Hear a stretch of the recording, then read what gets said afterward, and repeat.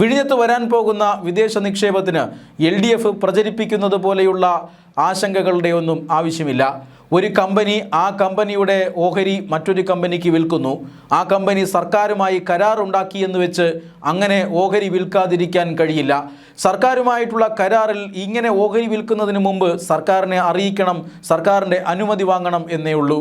ഈ കമ്പനി ഏത് കമ്പനിയുമായിട്ടാണ് ഇത്തരത്തിലുള്ള ഒരു കരാർ ഉണ്ടാക്കാൻ പോകുന്നത്, ആ കമ്പനി അല്ലെങ്കിൽ ഓഹരി വാങ്ങുന്ന കമ്പനിയുടെ യഥാർത്ഥത്തിലുള്ള ഉദ്ദേശം, ഓഹരി വാങ്ങുന്ന കമ്പനി കടലാസ് കമ്പനിയാണോ അതോ ജെനുവിൻ കമ്പനിയാണോ, ഇതൊക്കെ സർക്കാർ നോക്കേണ്ടി വരും. ഇതിനാണ് അനുമതിക്കായി സമർപ്പിക്കുന്നത്. രാജ്യസുരക്ഷാപരമായ കാരണങ്ങളുള്ളതിനാൽ കേന്ദ്ര സർക്കാരും ഈ ഒരു ഇടപാട് പരിശോധിച്ച് അനുമതി നൽകും. ഇതല്ലാതെ ഇതിനകത്ത് കുഴഞ്ഞുമറിയുന്ന പ്രശ്നങ്ങളൊന്നുമില്ല. സർക്കാരുമായി ഒരു തുറമുഖം വികസിപ്പിക്കാനുള്ള കരാർ ഉണ്ടാക്കിയിട്ടുണ്ട് എന്ന കാരണത്താൽ കമ്പനികൾക്ക് അങ്ങോട്ടും ഇങ്ങോട്ടുമുള്ള ഓഹരി കച്ചവടം പോലെയുള്ള ഇടപാടുകൾ നടത്താൻ കഴിയില്ല എന്ന് ശഠിക്കാൻ നമുക്ക് കഴിയില്ല. പക്ഷേ അതൊരു വലിയ രാഷ്ട്രീയ വിവാദമാക്കാനും കേരളത്തിന് ഏറെ പ്രയോജനം ചെയ്യുന്ന ആ വിദേശ നിക്ഷേപം ഇല്ലാതാക്കാനുമുള്ള ശ്രമമാണ് പ്രതിപക്ഷം നടത്തുന്നത്. പ്രതിപക്ഷത്തിൻ്റെ അവർ ഇതിനകത്ത് വ്യാജ പ്രചരണങ്ങൾ നടത്തുന്നു. 49% ഓഹരി വിഴിഞ്ഞം പോർട്ടിൻ്റേതാണ് വിൽക്കുന്നതെന്നും എന്ന പ്രചരണം നടത്തുന്നു. മാത്രമല്ല ഇത് മോണോപ്പൊളി സൃഷ്ടിക്കും. ഇനിയിപ്പോൾ MSC കമ്പനിയുടെ കപ്പലുകൾക്ക് മാത്രമേ വിഴിഞ്ഞത്തേക്ക് വരാൻ കഴിയൂ എന്ന ഒരു മോണോപ്പൊളി സൃഷ്ടിക്കുമെന്ന വാദം നടത്തുന്നു. ഇങ്ങനെ നിരവധി ആരോപണങ്ങൾ. അദാനിയുമായി തെരഞ്ഞെടുപ്പിന് മുമ്പ് കൂട്ടുകെട്ടുണ്ടാക്കിയതും അതിനുശേഷമാണ് ഇത്തരത്തിലുള്ള നയങ്ങളുമായി മുന്നോട്ട് പോകുന്നതെന്നും ഒക്കെ പിണറായി വിജയൻ്റെ നേതൃത്വത്തിലുള്ള പ്രതിപക്ഷം ആരോപിക്കുന്നുണ്ട്. ഇന്ന് പ്രതിപക്ഷം കുറച്ചുകൂടി ആരോപണം കടുപ്പിക്കുമെന്ന കാര്യത്തിൽ തർക്കമില്ല. കാരണം ഇന്ന് പ്രതിപക്ഷം ആയുധമാക്കുന്നത് സെബി രേഖകളാണ്. സെബിക്ക് ഇങ്ങനെ ഞങ്ങൾ ഓഹരികൾ വിൽക്കാൻ പോകുന്നുവെന്ന് അദാനി ഗ്രൂപ്പ് നിയമപരമായി അറിയിപ്പ് നൽകിയിട്ടുണ്ട്. അങ്ങനെ ഒരു അറിയിപ്പ് നിയമപരമായി ഓഹരി വിൽക്കുന്നതിന് മുമ്പ് സെബിക്ക് നൽകേണ്ടതുണ്ട്. സെബിക്ക് മാത്രമല്ല കേരള സർക്കാരിനും അങ്ങനെ ഒരു കത്ത് കഴിഞ്ഞ ദിവസം നൽകിയിട്ടുണ്ട്. അതോടൊപ്പം തന്നെ ഓഹരി വിപണികൾക്കും ഇങ്ങനെ ഒരു കത്ത് രേഖാമൂലം ഇങ്ങനെ ഒരു ഓഹരി ഇടപാട് നടക്കാൻ പോകുന്നു എന്നുള്ളതിനെക്കുറിച്ച് അദാനി ഗ്രൂപ്പ് നൽകിയിട്ടുണ്ട്.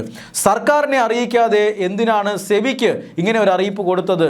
ഇത് അദാനിയുടെ ഒത്തുകളിയാണ്, നിയമവിരുദ്ധമാണ്, അദാനി കരാർ ലംഘിച്ചിരിക്കുന്നു എന്നൊക്കെയുള്ള വാദമുഖങ്ങളാണ് LDF നിരത്തുന്നത്. പക്ഷേ മനസ്സിലാക്കുന്നതനുസരിച്ച് സെബിയിലും അതുപോലെ തന്നെ ഓഹരി വിപണിയിലും അതോടൊപ്പം തന്നെ സർക്കാരിനും ഈ ഓഹരി കൈമാറ്റത്തെക്കുറിച്ചുള്ള രേഖാമൂലമുള്ള അറിയിപ്പ് കൊടുത്തത് ഏതാണ്ട് ഒരേ സമയത്താണ് എന്നുള്ളതാണ്. അതുകൊണ്ട് തന്നെ ഇതിൽ കരാർ ലംഘനമില്ല എന്ന് വിദഗ്ധർ വിലയിരുത്തുന്നു. മാത്രമല്ല VD സതീശൻ സർക്കാർ ഇപ്പോഴത്തെ സ്ഥിതിയിൽ ഈ ഒരു കരാറിന് അല്ലെങ്കിൽ ഈ ഒരു ഓഹരി കൈമാറ്റത്തിന് അനുമതി നൽകുമെന്നാണ് പ്രതീക്ഷ. കാരണം വിഴിഞ്ഞം തുറമുഖത്തിൻ്റെ 2, 3, 4 ഘട്ടങ്ങളൊക്കെ ഇനി വികസിപ്പിക്കാനുണ്ട്. ആ വികസനത്തിന് പണം വേണം. ആ പണം എങ്ങനെ കണ്ടെത്തണമെന്നുള്ളത് അദാനിയുടെ അധികാരമാണ്. എങ്ങനെ വേണമെങ്കിലും തൻ്റെ ഓഹരി വിറ്റിട്ടോ അല്ലെങ്കിൽ തൻ്റെ വീടും പറമ്പും വിറ്റിട്ടോ എങ്ങനെയെങ്കിലും അദാനി ആ പണം കണ്ടെത്തും. ആ പണം നിക്ഷേപിക്കുന്നത് നമ്മുടെ വിഴിഞ്ഞം തുറമുഖത്ത് തന്നെയാണ്. 2060 അദാനി നമുക്ക് കൈമാറാനിരിക്കുന്ന തുറമുഖത്തിലാണ് ഈ വൻപൻ നിക്ഷേപം വരുന്നത് എന്നോർക്കണം. മാത്രമല്ല ആയിരക്കണക്കിന് തൊഴിൽ ദിനങ്ങൾ സൃഷ്ടിക്കുന്നു. അതോടൊപ്പം തന്നെ ലോകോത്തരമായ ഒരു തുറമുഖം ഇവിടെ സൃഷ്ടിക്കപ്പെടുന്നു. ലോകത്തിലെ മുഴുവൻ കപ്പലുകളും ഇവിടേക്ക് ആകർഷിക്കപ്പെടുന്നു. ഇങ്ങനെ ഒട്ടേറെ പ്രയോജനങ്ങളുള്ള ഒരു ഇടപാടിന് എന്തിനാണ് കേരള സർക്കാർ ഇങ്ങനെ തടഞ്ഞു വയ്ക്കുന്നത് അല്ലെങ്കിൽ തടയിടുന്നത്? അത് ഒരിക്കലും കേരള സർക്കാരിന് ചെയ്യാൻ സാധിക്കില്ല. അത് കേരള സർക്കാർ അനുമതി നൽകുക തന്നെ ചെയ്യും.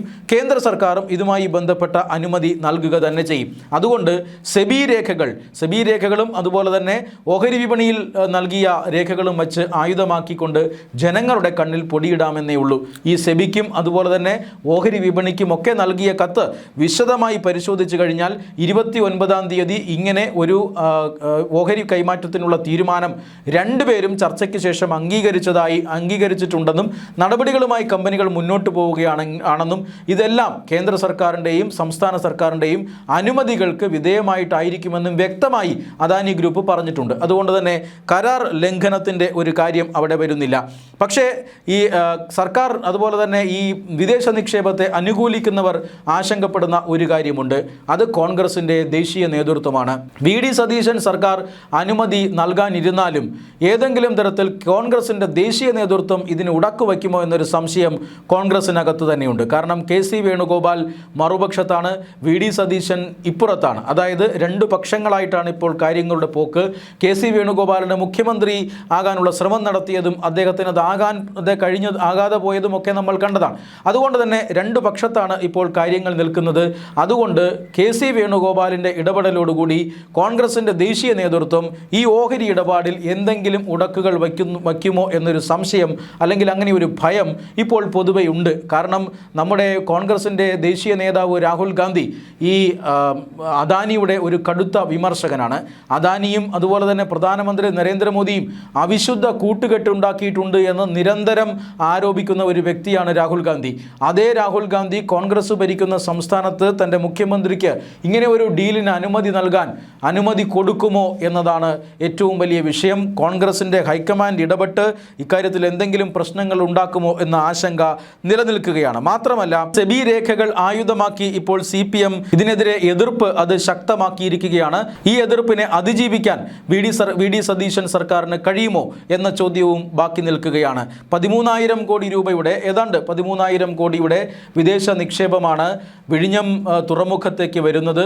വിഴിഞ്ഞം തുറമുഖം വികസിപ്പിക്കാനായി അദാനി രൂപം കൊടുത്ത company Adani Ports and Special Economic Zones Limited എന്ന കമ്പനി, ആ കമ്പനിയുടെ 49% ഓഹരികൾ ആഗോള കപ്പൽ കമ്പനിയായ MSCക്ക് വിൽക്കുകയാണ്. MSCയുടെ ഒരു ഉപവിഭാഗമായ ടെർമിനൽ ഇൻവെസ്റ്റ്മെൻറ്റ് ലിമിറ്റഡ് എന്ന കമ്പനിക്കാണ് ഈ ഓഹരി വിൽക്കുന്നത്. പകരമായിട്ടാണ് 13,000 കോടിയുടെ ഇൻവെസ്റ്റ്മെൻറ്റ് നിക്ഷേപം തിരുവനന്തപുരത്തെ വിഴിഞ്ഞം തുറമുഖത്തിൽ MSC നടത്തുന്നത്. ഇതിൻ്റെ ഏറ്റവും വലിയ പ്രാധാന്യം, അല്ലെങ്കിൽ ഇതിൻ്റെ ഏറ്റവും വലിയ പ്രയോജനം എന്ന് പറയുന്നത് വിഴിഞ്ഞത്തിൻ്റെ കണ്ടെയ്നർ ശേഷി, കണ്ടെയ്നർ ഹാൻഡിലിംഗ് കപ്പാസിറ്റി അത് 16 ലക്ഷത്തിൽ നിന്നും 57 ലക്ഷം TEU ആയിട്ട് ഉയരുന്നു എന്നുള്ളതാണ് ഏറ്റവും പ്രധാനപ്പെട്ട കാര്യം. ഇത് വിഴിഞ്ഞം തുറമുഖത്തിൻ്റെ വരുമാനം വർദ്ധിപ്പിക്കും. 2034 മുതൽ സർക്കാരിലേക്ക് വരാനിരിക്കുന്ന വരുമാനത്തിൻ്റെ ഭാഗം അത് വർദ്ധിപ്പിക്കും. അതോടൊപ്പം തന്നെ ഈ 2060 വളരെ കാര്യക്ഷമതയുള്ള ഒരു തുറമുഖമായിരിക്കും കേരളത്തിന് തിരിച്ചു കിട്ടാൻ പോവുക.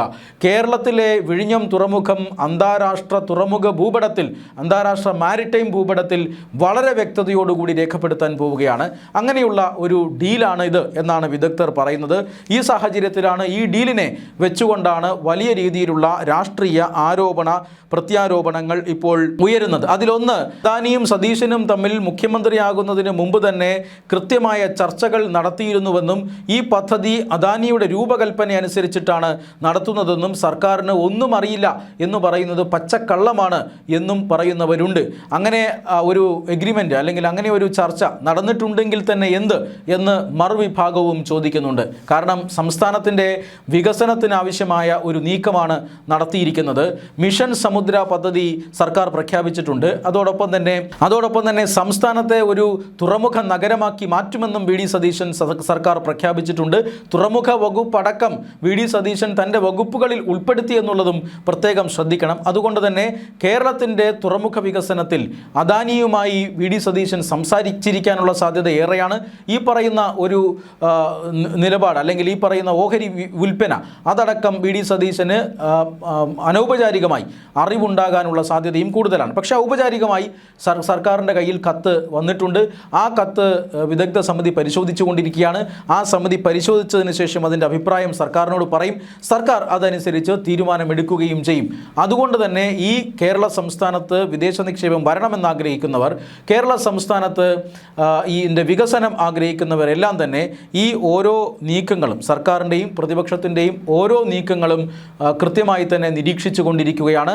അതേസമയം അദാനി ഈ ഓഹരി വിൽപ്പനയുമായി ബന്ധപ്പെട്ട് അതിവേഗം കാര്യങ്ങൾ മുന്നോട്ട് നീക്കുകയാണ്. സെബിയെ കാര്യങ്ങൾ നിയമപരമായി അറിയിച്ചിരിക്കുന്നു, ഓഹരി വിപണിയെ അറിയിച്ചിരിക്കുന്നു, സർക്കാരിനെയും അറിയിച്ചിരിക്കുന്നു.